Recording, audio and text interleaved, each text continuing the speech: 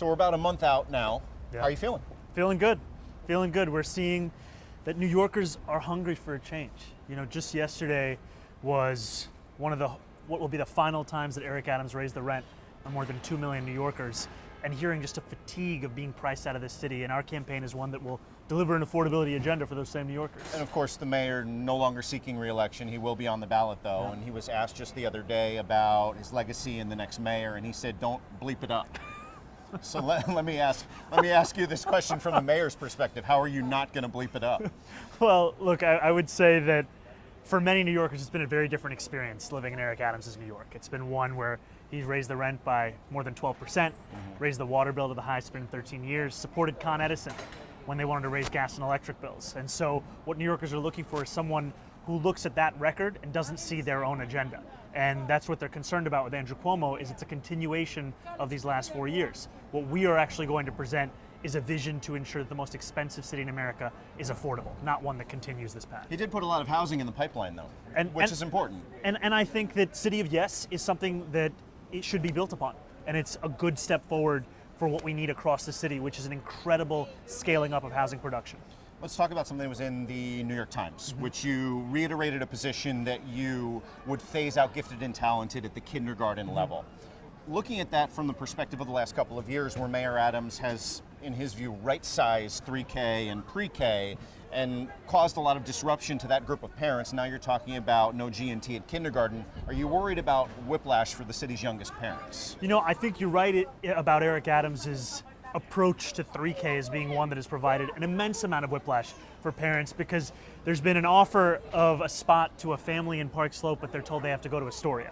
And for many New Yorkers, that's just not feasible at all. And that's going to be one of the first focuses of our agenda, will be to fix 3K, ensure it's actually living up to the true spirit of the promise. And for gifted and talented, I just don't believe that we should be separating kindergartners out at the beginning of their educational journey on the basis of an assessment like that. We should ensure that that kindergarten experience is an excellent one for each and every New Yorker that's in it. What are you finding people are asking you about in the closing days of the campaign? There's of course a lot going on now with the government shutdown, Trump administration pulling big dollars from projects. You kind of see the blueprint. He's talked about pulling money if you're elected, and you really are now during the shutdown seeing the blueprint for that. So what are you learning, what are you taking note of in how you would respond to him? You know, I hear this from a lot of New Yorkers, a concern about what Washington, D.C. is doing to this city. Because as you've said, it's the passage of legislation and this shutdown that Republicans would prefer over actually protecting Americans' health care.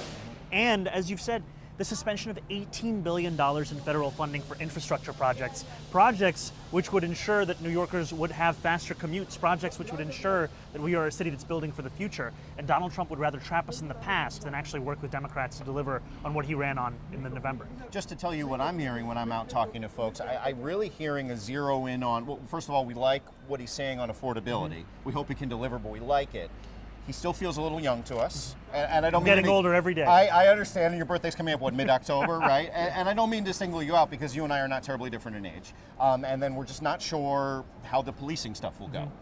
Are you hearing those concerns, and how would you address those concerns? You know, I have heard from New Yorkers a question as to, could we really dream of a future better than our present? And I understand it, because for so long, politicians have told these same New Yorkers that their options are either celebrate the crumbs that can't feed their families or have something that's worse. And it's time that we build a city that dreams of more.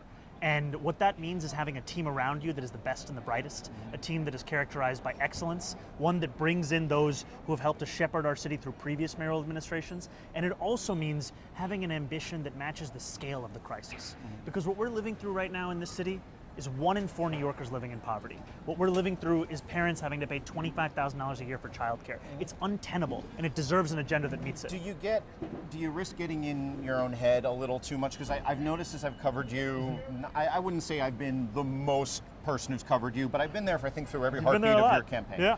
I feel like you get in your own head a little bit when you get boxed in a corner on, for example, your response to globalized intifada or police apology. And I'm not going to have you reiterate your answers for the millionth time, but I sit there and I watch you answer these questions, and you give really nuanced, long-winded answers, and I think a lot of people have hammered you for, well, why can't he just say sorry? Yeah. Why can't he just say, blah? Have you recalibrated that at all, or do you want to stay that guy who gives these very thoughtful answers? I think New Yorkers deserve leadership that is looking to be thoughtful as opposed to leadership that is just trying to engage in the discourse of our politics. And I think that it's part of what I'm trying to bring to our politics is a reflection of what I see in New Yorkers as opposed to what I see in the people who pass for our leaders.